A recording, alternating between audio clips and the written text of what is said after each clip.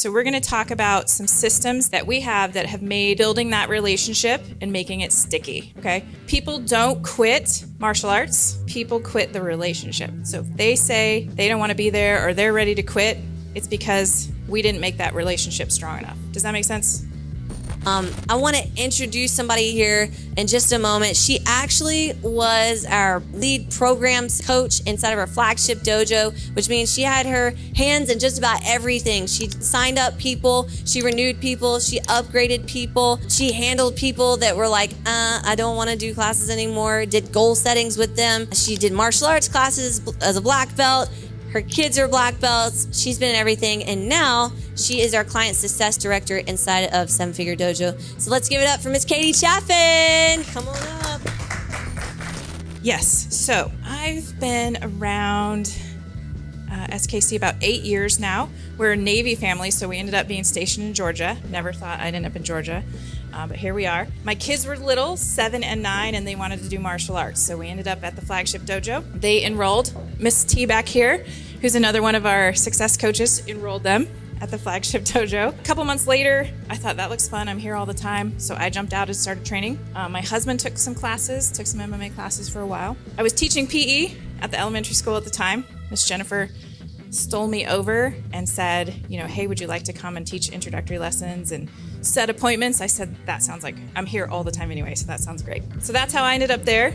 Leverage your parents. I'm telling you what, if you need staff, leverage your parents. It's a good way to go. So this is me. This is my karate family here. My kids still train. My son's actually an assistant instructor now, so started at 7. He'll be 15 this summer, so he's actually over at the school right now. Earned my black belt after a long, long time.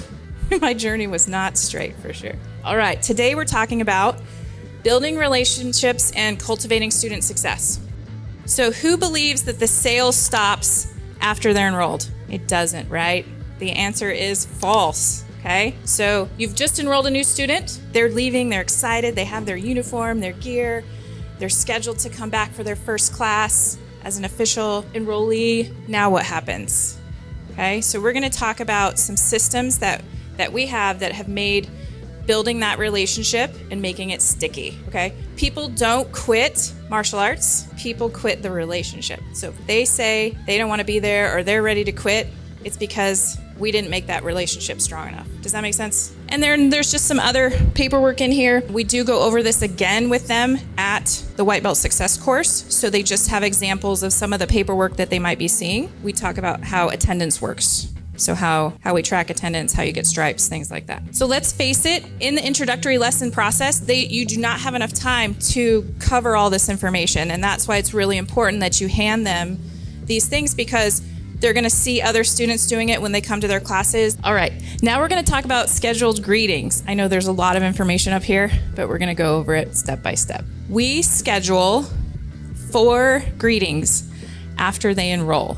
What that means is their first 4 group classes that they're going to come are going to be on our calendar. This is done at the time of enrollment. So when we're doing our post-enrollment paperwork, we're going to schedule them based on their attendance. If it's Tuesday, Thursday, it'll be the next consecutive Tuesday, Thursdays for 2 weeks. So these greetings are covered every day in your daily meeting with your instructors or your team. So we will look at our calendar for that day, see who's coming in. What's everybody's favorite word? Their name, and not just the student. Use the parent's name. If you have a lot of students or you have a really busy packed class load, it's important to know what they look like. So you know, because don't just assume that they are going to stop and ask for help, or that you will know that they're sticking out, that they're new at the enrollment. This is really important, because if people don't do that correctly and you have rostered classes and you have certain attendance that's required for belts, it's going to be all messed up. So really important to show them those protocols for your school right then. Then you're going to show them where to put their shoes. And do they take their gear with them on the mat, or do they put that in a different place? If they don't show up,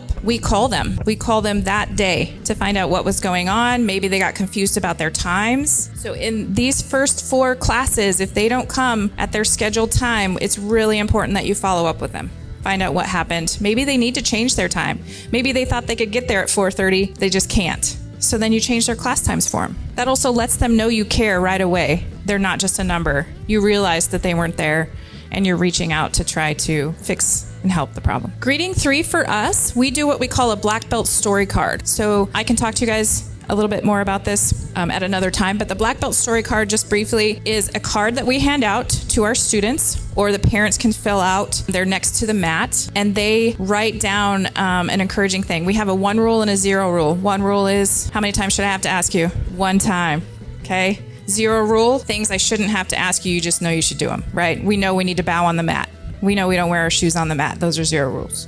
Okay, so we encourage the parent to fill this out on the 3rd class. What have they noticed in Johnny in the first 2 times they've been with us? Did he start following the 1 rule? Was he saying ma'am and sir at home? We call that a quick win. It's really important that they get a quick win. So identifying that with them. So we have the parents fill that out while Johnny is being escorted to the mat. And then we take that card and we hand it to the instructor when they're done. This will be read off, whatever accolade. Hey, Johnny has been getting up and getting ready for school without being asked. We're going to read that at the end of class that day, and Johnny's going to get a black stripe on his belt for showing a black belt attitude.